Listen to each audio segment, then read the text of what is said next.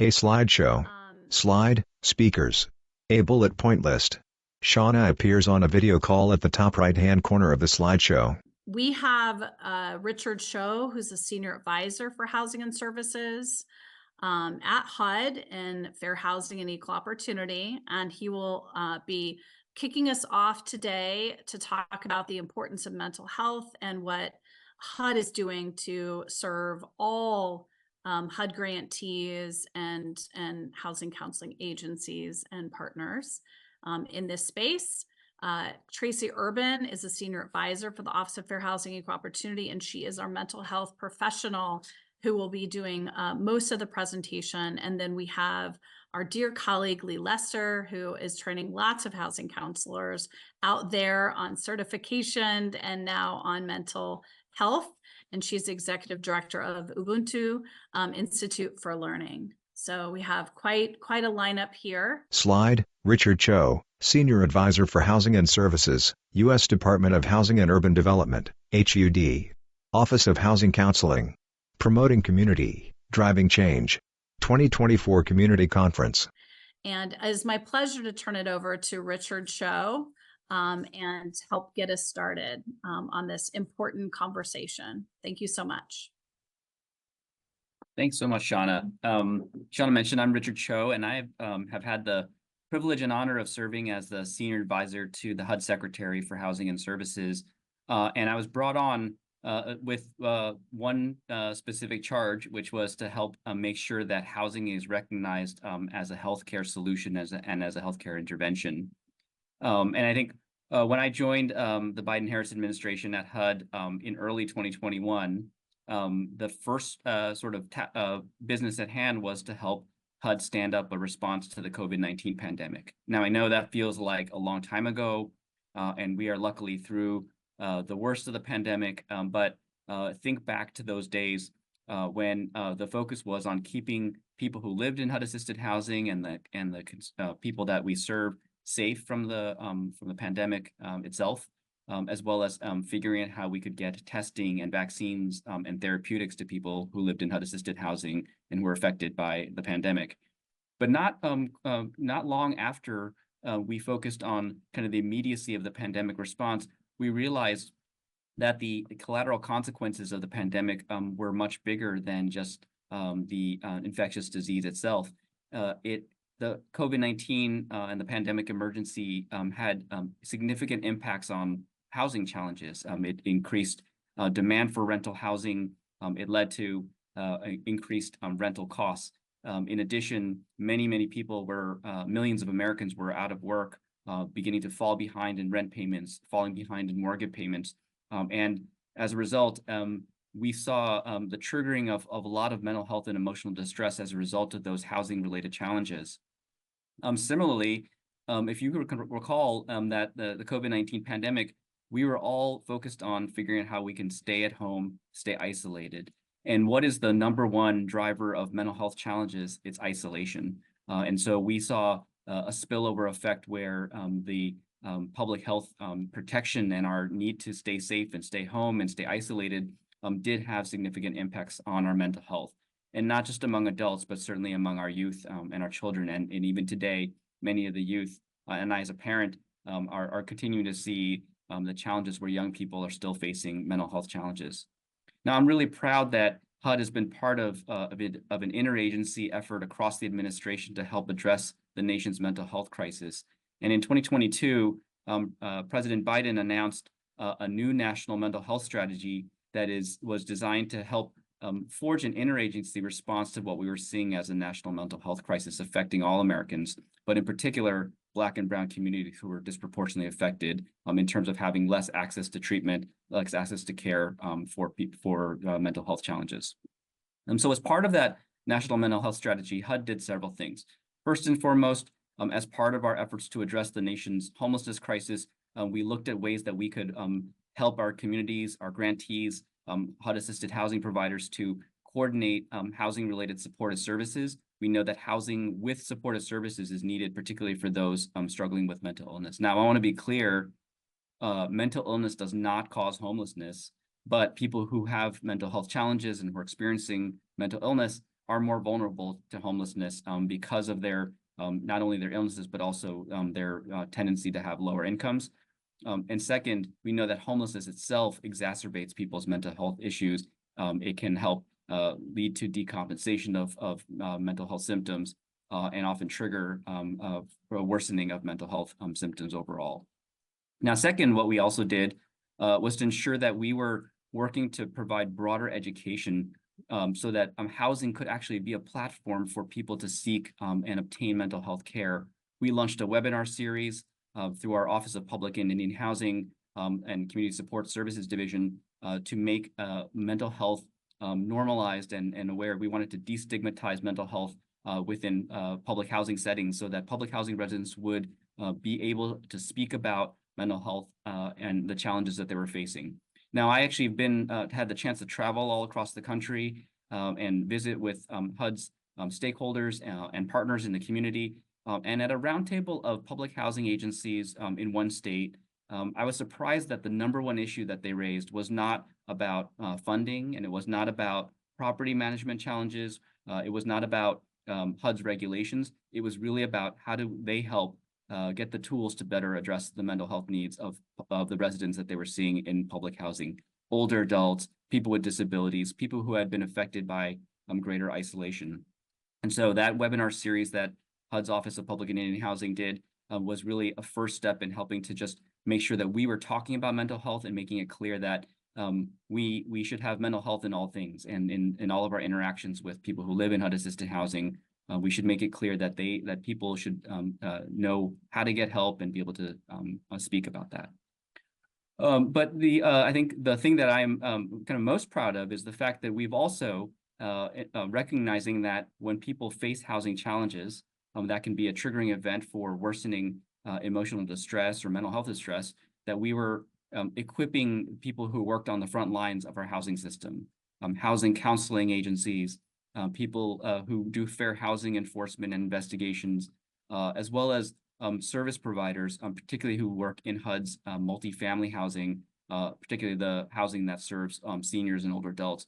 We wanted to make sure that we could equip people who were our kind of front lines of the housing sector to be able to recognize the signs and symptoms of mental health and emotional distress and appropriately respond. And so through some challenging bureaucratic work, we were able to actually set aside resources to be able to deliver, using HUD technical assistance funding, mental health first aid trainings for housing counseling agencies, for our fair housing grantees, as well as for the service coordinators who work at HUD's multifamily housing. And I'm pleased to say we launched that earlier this calendar year and have already trained hundreds and hundreds of professionals and are continuing to do so over the next several years.